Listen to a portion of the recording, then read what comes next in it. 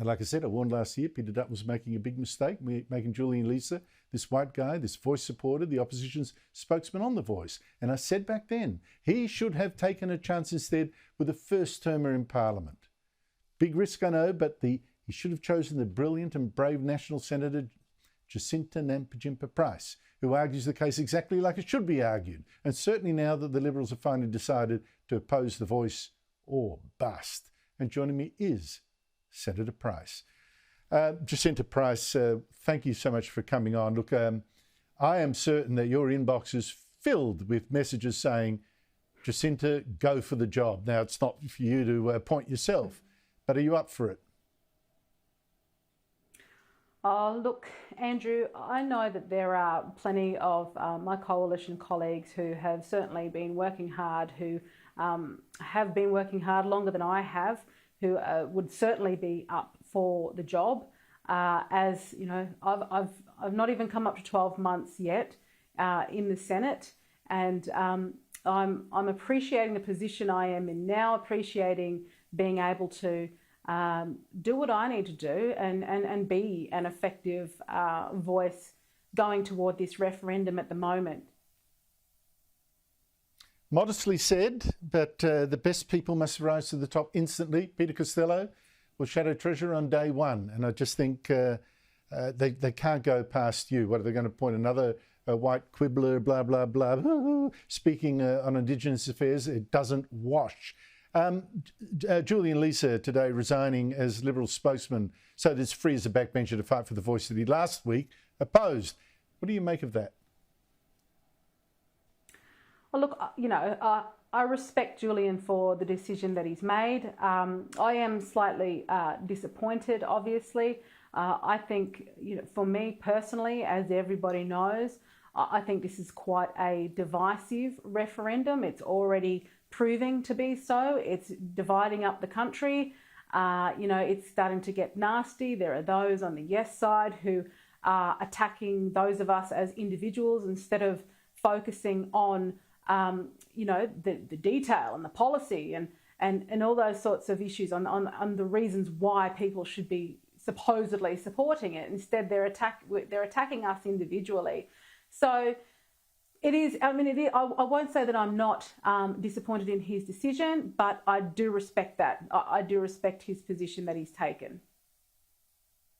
Oh, well, I think if he felt that way from the start, he should never have given that speech. He should have resigned ages ago and saved the Liberals some of this embarrassment and let them get on with the real business. I think it's appalling that he gives your main argument last week and this week proves that it doesn't work because he's ditched himself, is going to vote for the Voice whatever. Should the Liberals, in fact, now do what you have been doing from the get-go and so brilliantly effectively and argue against the Voice, not simply on the details. The details do count. I'm not dismissing that, but not just on the details, but on the principle. Absolutely. And I know this is something that certainly Peter Dutton has said he is going to do. So I'm actually really looking forward to campaigning alongside Dutton and of course my Liberal Party colleagues. I know there are many who are, you know, ready to go basically in terms of campaigning against the constitutionally enshrined Voice, and rightly so. You know, the fire is there, and I'm certainly looking forward to getting on board now as a coalition. The Libs and the Nats, of course. The Nats have been fired up for some time, and you know, we're glad that our Liberal colleagues have come along for the ride. But it is the principle, isn't it? I mean, I don't think you can fight a crusade like this where people have got such this feel-good factor unless you appeal to another moral argument, a competing one. You can't just say, yes, but the details. There has to be a moral principle in saying no, doesn't there? Look, absolutely there has to be a moral principle. And first and foremost is what I've argued, you know, is the fact that as people of Indigenous heritage, someone like myself who has an Aboriginal mother and a white Australian father and has a blended family, I don't want to see my own family divided along the lines of race. And our Constitution should remain colourblind. And I think, you know, my good friend Warren Mundine has pointed out the fact that we as Indigenous Australians, it's wrong to say that we're not already recognised in our Constitution. We are recognised because we are Australian citizens.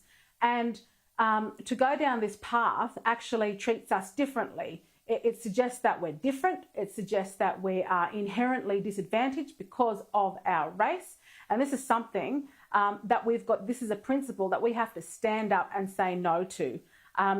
Dividing us along the lines of race. It's, as far as I'm concerned, it is racial stereotyping to suggest that we are inherently disadvantaged because of our race and that we need this special need within our Constitution. Absolutely, I thought it was brilliantly put and I refuse to stand for it. I thought it was brilliantly put by Warren as well. Jacinta Nampijinpa-Price, I didn't know Julian Leeser was going to quit when I invited you on the show.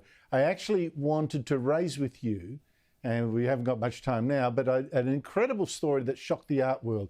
The Australian newspapers interviewed 5 Aboriginal artists and 5 white staff from one of Australia's most successful Indigenous arts organisation. It's patronised by film stars like Russell Crowe. It's the APY Arts Centre Collective that's in the far north of South Australia, just under your area.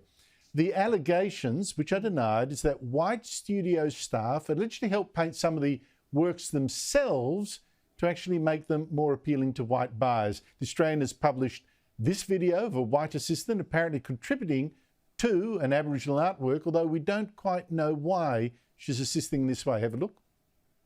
Could it do with another rock over there, or is that going to be too circular? And then this one in over here. Yeah.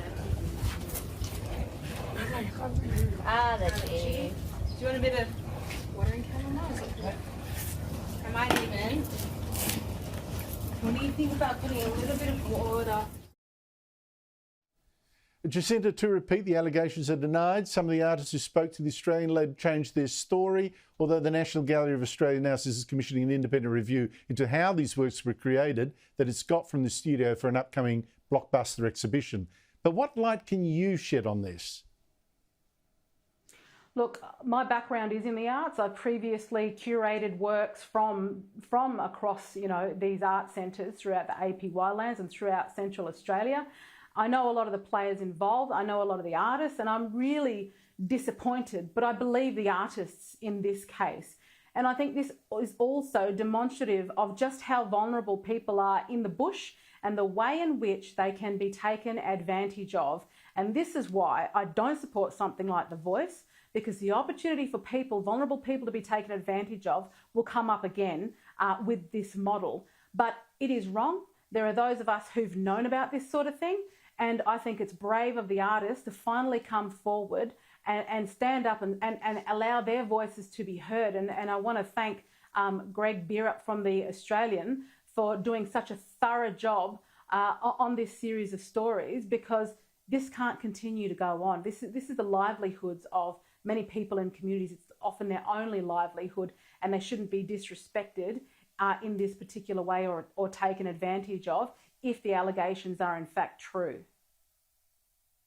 As well put, because they are in fact denied, and one might even say that if the artists get more money from being helped to produce more saleable works, then they're not totally lost out in this. But still, I think if the magic of the work is supposed to be the connection to Aboriginal culture, that doesn't seem quite the right thing to me, if it's true. Jacinta Price, always great to see you, and may you soon be picked to the front bench where you rightfully belong. Thank you for coming on the show. Appreciate it.